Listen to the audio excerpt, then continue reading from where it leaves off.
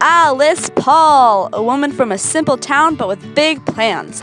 These plans would include her joining of Nassau, then to NWP, and then the final passing of the 19th Amendment. Ayah! Let's start with her earlier years. Alice Paul was born a long time ago in 1885 and lived on a farm, being the oldest sibling in her family. She learned to have a hard work ethic and to never give up. This is shown in a quote from her mother saying, "When you put your hand to the plow, you can't put it down until you get to the end of the row." This would come in handy with the long years ahead of her.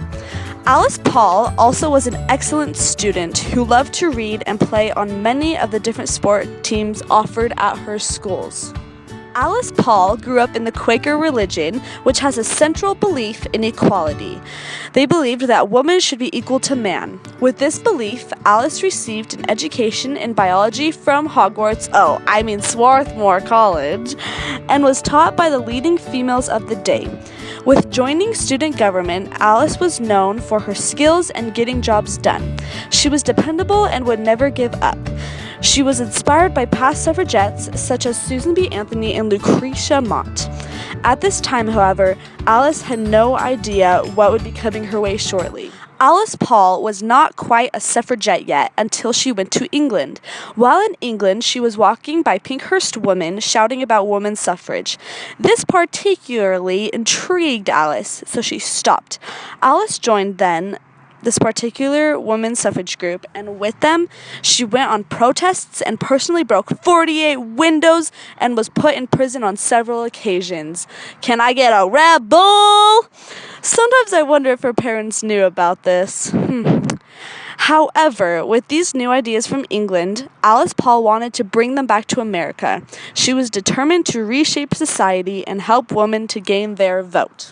Alice came back to the United States in 1910, determined, as always, to change society. She became part of Nassau and was put right to work as the head of the Congress Committee. With working with Lucy Burns, she planned a fabulous parade, but men verbally and physically attacked this parade. Despite the violence, though, this made national headlines and women's suffrage became an even more popular topic that would not leave this world for a while. However, Alice had different views and strategies in mind than the other leaders of Nassau. With these new views, Alice, along with her followers, formed her own group, NWP, which was National Women's Party. While peacefully rallying outside of the White House, Alice Paul and other members of the NWP were arrested for obstructing the traffic and were sent to a women's workhouse/prison thing. But this did not stop the suffragettes, and the fight for equality continued all across America. With being arrested, however, it led more focus towards these women.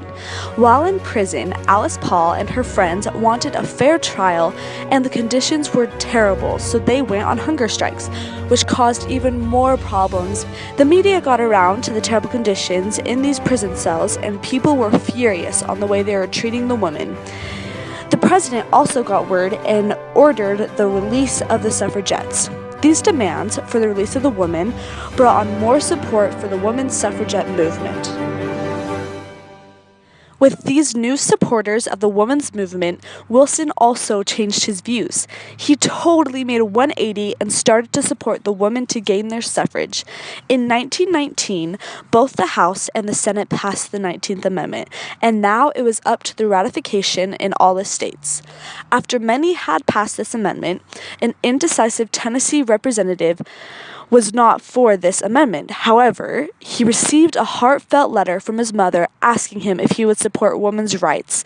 He then gave his vote, and the 19th Amendment was finally ratified. And with a 72-year battle for suffrage and a signing of a pen, the 19th Amendment came to be! Yay! Now today, we celebrate on August 26th, Women's Equality Day. And now, for your credits, we have Faith Jackson as writer/narrator. Then we have Sarah Adamson as our wonderful artist. And last but certainly not least, Brooke Lusty as our filmer and our editor. Thank you. Thank you very much.